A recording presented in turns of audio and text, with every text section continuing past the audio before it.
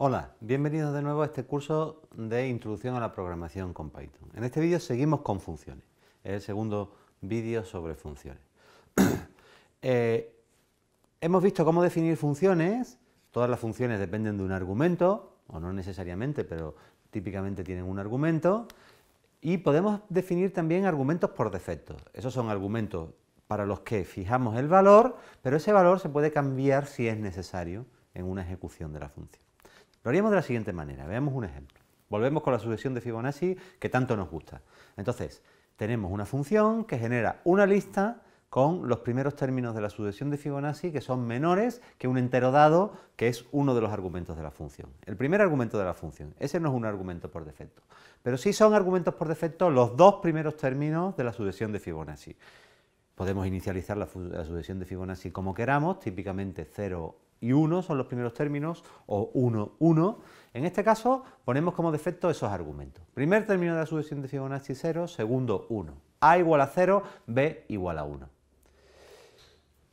Y veamos cómo podemos ejecutar esa función.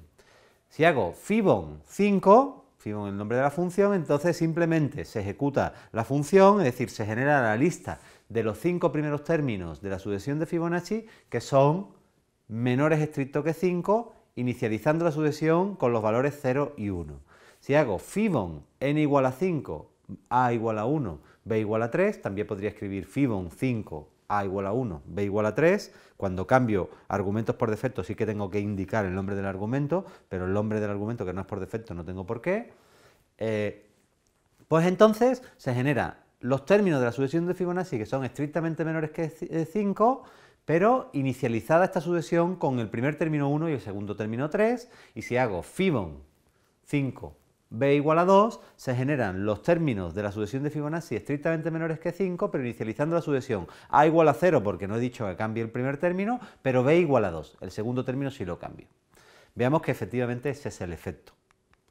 Ahí lo vemos, fibon 5, los dos primeros términos son 0 y 1, no he cambiado esos argumentos por defecto.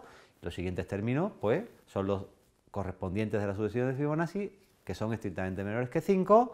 En la respuesta a la segunda orden, los dos primeros términos de la sucesión ahora son 1 y 3, porque estoy cambiando esos argumentos por defecto, y el tercer término sería la suma de estos dos, que es 4, y con eso ya tengo todos los términos estrictamente menores que 5, y el efecto de la tercera orden es que los dos primeros términos de la sucesión son 0, porque no he cambiado el argumento por defecto A, y 2, porque sí he cambiado el argumento por defecto B, y luego los siguientes términos de las sucesión de Fibonacci menores que 5. O sea, podemos jugar con argumentos por defecto y esto puede ser muy cómodo para muchas circunstancias.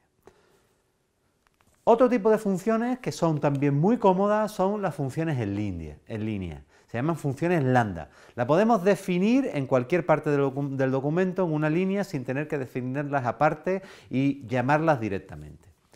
Se usan, por ejemplo, dentro de llamadas, en diccionarios, para llamar ciertas rutinas que hacen cosas. Tienen mucha utilidad las funciones lambda y son muy fáciles de usar. Por ejemplo, si me quiero definir la función x al cuadrado, puedo definirme la función g igual a lambda x 2.x al cuadrado. De manera que g de 2 va a ser obviamente 4. G de 3 sería 9. Y lo puedo usar ya dentro de ese documento siempre que lo requiera. Con varias variables, por ejemplo, puedo definirme f igual a lambda xy 2.x cuadrado más y. Calcula el cuadrado de x más y. De manera que f de 2, 3 debería ser 2 al cuadrado más 3, es decir, 7.